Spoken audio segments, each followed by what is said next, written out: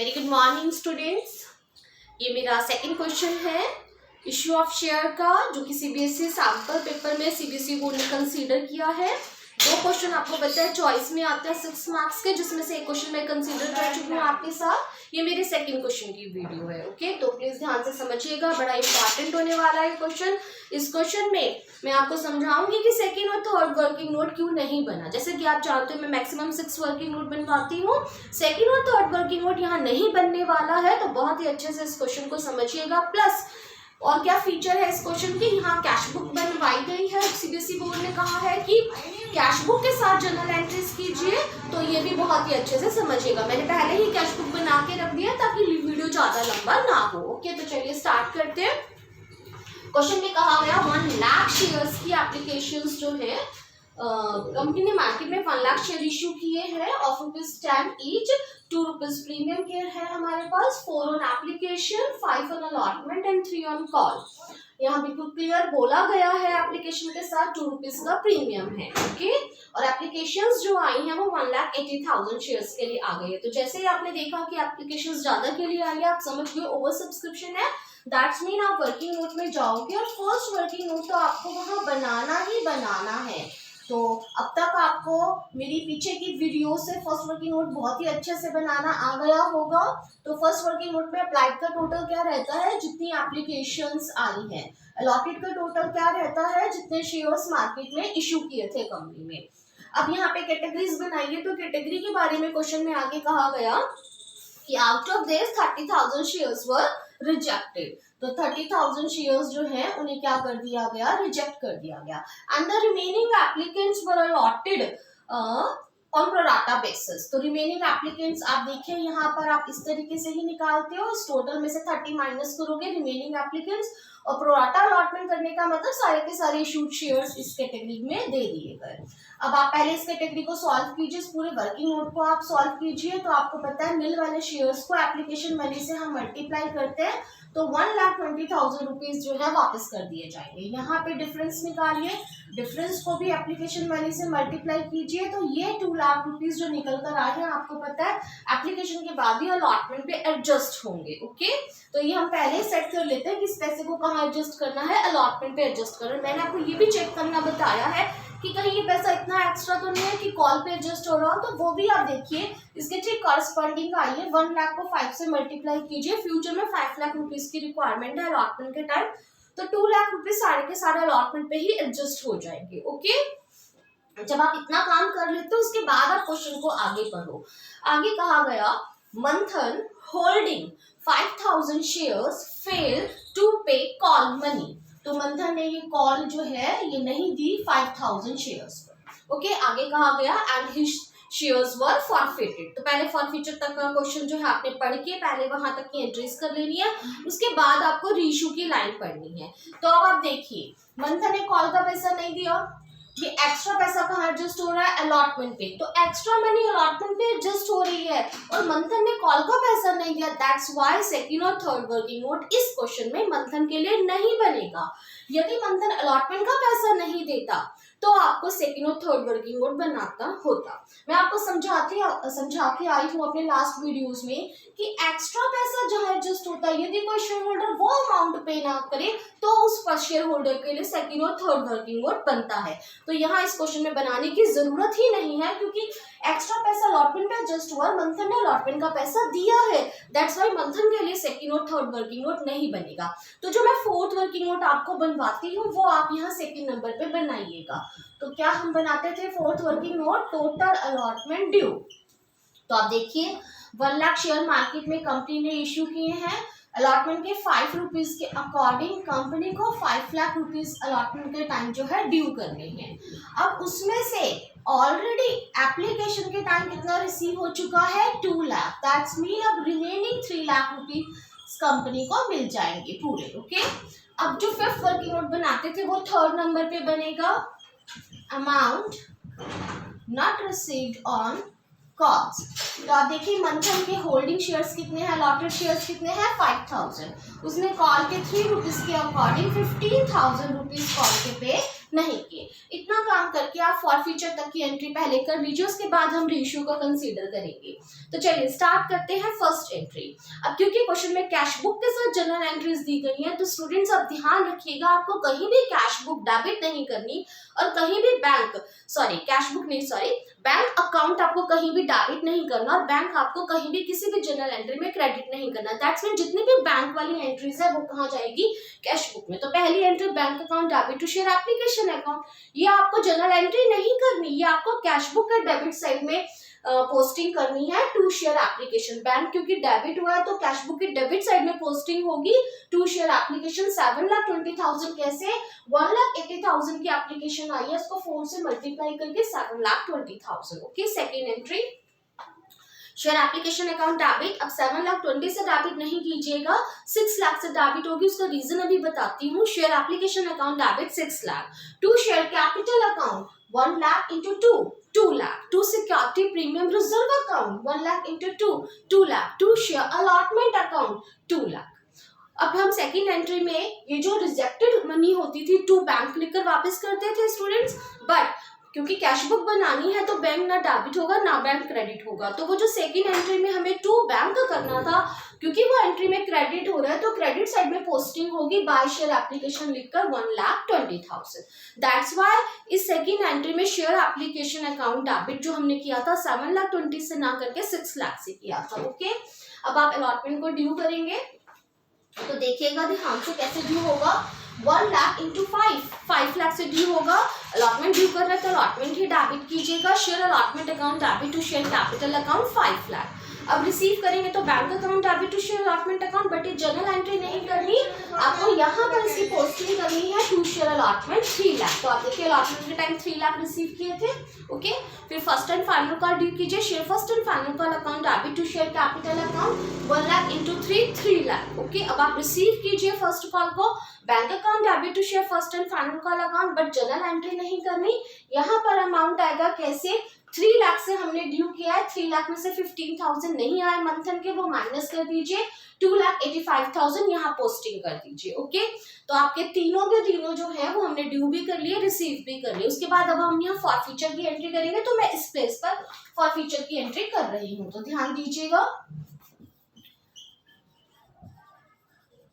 Forfeiture करते हैं तो स्टूडेंट्स आपको पता है कैपिटल डिक्रीज हो रही है, दैट्स वाई कैपिटल डेबिट हो रही है। अब इस क्वेश्चन में मंथन ने कॉल का पैसा नहीं दिया, प्रीमियम कॉल के साथ नहीं है, ठीक है, तो यहाँ सिक्योरिटी प्रीमियम डेबिट नहीं होगा। उसके बाद टू शेयर जिसका पैसा नहीं आता उसका नाम लिखते हैं to share first and final call account. बस आप ध्यान रखिएगा, यदि एग्जाम में ये कहेंगे calls in arrears account open करो तो टू कॉल्स इन एरियर्स लिखना है, अदरवाइज आपको नाम ही लिखना है।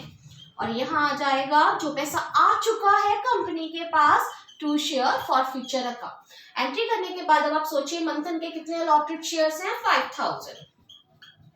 फॉर फ्यूचर बिल्कुल लास्ट में हो रहा है तो 10 से मल्टीप्लाई कीजिए 50,000। मंथन ने फर्स्ट एंड फाइनल कॉल का कितना अमाउंट पे नहीं किया, 15,000। और जो अब तक मंथन ने पे किया है वो कंपनी जब्त कर लेगी, फॉरफिट कर लेगी। तो आप देखिए मंथन ने ये अमाउंट पे नहीं किया, मंथन ने ये वाला अमाउंट पे किया है। हालांकि उसने प्रीमियम भी दिया था, लेकिन कभी भी फॉरफीचर में प्रीमियम का अमाउंट नहीं दिखाते हैं, तो आपको 7 रुपीज जो है दिखाने हैं फॉरफीचर में। तो मंथन के 5,000 शेयर्स पर मंथन ने 7 रुपीज कंपनी को दिए हैं, तो वो उसके जब्त हो जाएंगे, तो 35,000 जो है वो फॉरफीचर में चले जाएंगे। इसके बाद अब आप रेशियो को कंसीडर कीजिए, तो रेशियो में ये कहा गया out of this 2,000 shares were ratioed at a premium of rupees. तो प्रीमियम यहाँ पर 3 रुपीज का है, at a premium of rupees 3 पर शेयर। दोबारा से सुनिए, out of this 2,000 shares were reissued at a premium of ₹2 per share. That's mean कि 12 रुपए जो है देने वाला कंपनी को दे रहा है, और इसमें से 2,000 शेयर्स जो हैं वो रीइश्यू किए गए हैं। तो एंट्री क्या रहेगी, तो एंट्री हालांकि जर्नल में नहीं होगी, एंट्री कैश बुक में जाएगी, बट मैं आपको करके दिखा रही हूँ। Bank account debit to share capital account to security premium reserve account. तो 2,000 शेयर्स रीइश्यू किए गए हैं, 12 रुपीज आ रही हैं, 24,000 रुपीज़ यहाँ आ रहे हैं। कैपिटल जो है वो 10 रुपीज़ की है तो 20,000 यहाँ हो जाएंगे। प्रीमियम जो है वो 2 रुपीज़ का है तो 6,000 जो है वो यहाँ हो जाएंगे। ठीक है, 20,000, ये वाला अमाउंट हुआ आपका कितना, 4,000। 2,000 शेयर्स है, 2 रुपये का प्रीमियम है तो 4,000 रुपये जो है वो हमारे यहाँ पर। ओके, सॉरी, प्रीमियम जो है कैंडिडेट्स वो 3 रुपीज़ का है। प्रीमियम जो है वो 3 रुपीज़ का था तो यहाँ आपके हो जाएंगे 6,000 रुपीज़। ओके, इस तरीके से ये वाली एंट्री आपको जर्नल में नहीं करनी है क्योंकि ये बैंक की एंट्री है। तो बैंक की एंट्री जो है उसकी पोस्टिंग कहाँ पर होगी, आप देखिए यहाँ पर कैश बुक में होगी। तो बैंक खुद डेबिट हो रहा है तो डेबिट साइड में पोस्टिंग करेंगे और इसके अपोजिशन में क्या है, 2 share capital 2 security premium reserve, तो वो हम यहाँ लिखेंगे 2 share capital 2 security premium reserve account. Okay, तो इस तरीके से हमारी ये फॉरफीचर की एंट्री भी हो गई। उसके बाद लास्ट आपको कैपिटल रिजर्व में अमाउंट ट्रांसफर करना है जितने शेयर्स इशू हुए हैं। तो मैं इधर एंट्री कर रही हूँ, ये वाली last entry, share forfeiture account debit to capital reserve account. तो आप इसका वर्किंग नोट जो है वो मैं इधर बना रही हूँ। तो इसका वर्किंग नोट आप देखिए मैं क्या बनवाती थी आपको, प्रॉफिट और री इश्यूड शेयर्स। तो आप देखिए फॉरफीचर की एंट्री में कितना प्रॉफिट हुआ है, 35,000 और फॉरफीटेड शेयर्स कितने हैं, 5,000। रीइश्यूड शेयर्स कितने हैं, 2,000। तो ये कितना हो गया प्रॉफिट, 14,000। और रीइश्यू के टाइम लॉस नहीं हुआ तो सारा का सारा 14,000 का जो ये प्रॉफिट है ये आप कहाँ ट्रांसफर कीजिएगा, कैपिटल रिजर्व में। ओके, तो इस तरीके से ही हमारी लास्ट एंट्री हो गई, share forfeiture to capital reserve 14,000। अब मेरा मेन मोटिव इस क्वेश्चन को डिस्कस करने का ये है कि मैं ये चाह रही थी कि सीबीएसई बोर्ड ने जो 6 मार्क्स के क्वेश्चन दिए हैं इश्यू ऑफ शेयर के, तो मैं ये चाह रही थी कि मैं उसकी बैलेंस शीट भी आपको बना के दिखाऊं। तो अब यदि मैं यहाँ से इसको हटा देती हूँ तो आप देखिए आपको एग्जाम में बैलेंस शीट बनानी है क्योंकि ये क्वेश्चन आपका बैलेंस शीट का भी आने वाला है 4 मार्क्स का। तो वो आप कैसे अटेम्प्ट करेंगे, ये देखिए, ये रहेगा आपका पर्टिकुलर नोट नंबर, ये करंट ईयर, ये प्रीवियस ईयर, ये आपका रहेगा नोट नंबर, ये आपका रहेगा इक्विटी एंड लायबिलिटीज। ओके, उसके अंदर फर्स्ट नंबर पे आपके पास रहेगा शेयर होल्डर्स फंड्स और यहाँ आपके पास रहेगा शेयर कैपिटल। तो वो जो 4 नंबर का क्वेश्चन आपका आएगा वहां पर आपको ये शेयर कैपिटल का अमाउंट निकालने के लिए कहा जाता है। तो ये अमाउंट आपको कैसे निकालना होता है, ध्यान से समझिए। आप यहाँ पे नोट बनाओगे, नोट नंबर 1 बनाओगे आप शेयर कैपिटल का। ओके, तो यहाँ आपको किस तरीके से क्या क्या मेंशन करना है, आपको बताना है आपकी ऑथराइज कैपिटल क्या है। तो ऑथराइज कैपिटल क्वेश्चन में गिवन नहीं है तो आप लिखोगे dash dash shares of ₹10 each. Okay, तो यहाँ डैश डैश करके आपको 2 अंडरलाइन डालनी है। फिर आप लिखोगे issued shares, issued capital dash dash shares, और इशूड हमें गिवन थे तो इशूड हमारे कितने थे, 1 लाख। तो 1 lakh shares of ₹10 each. Okay, clear. उसके बाद आपने लिखना होता है सब्सक्राइब्ड कैपिटल। तो आपको लिखना है यहाँ पर subscribed but not fully paid capital.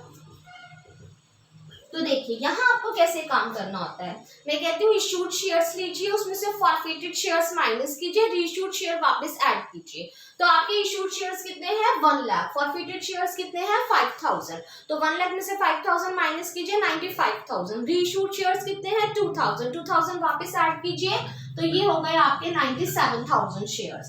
तो 97,000 शेयर्स ऑफ ₹10 ईच, ये हो गया 9,70,000।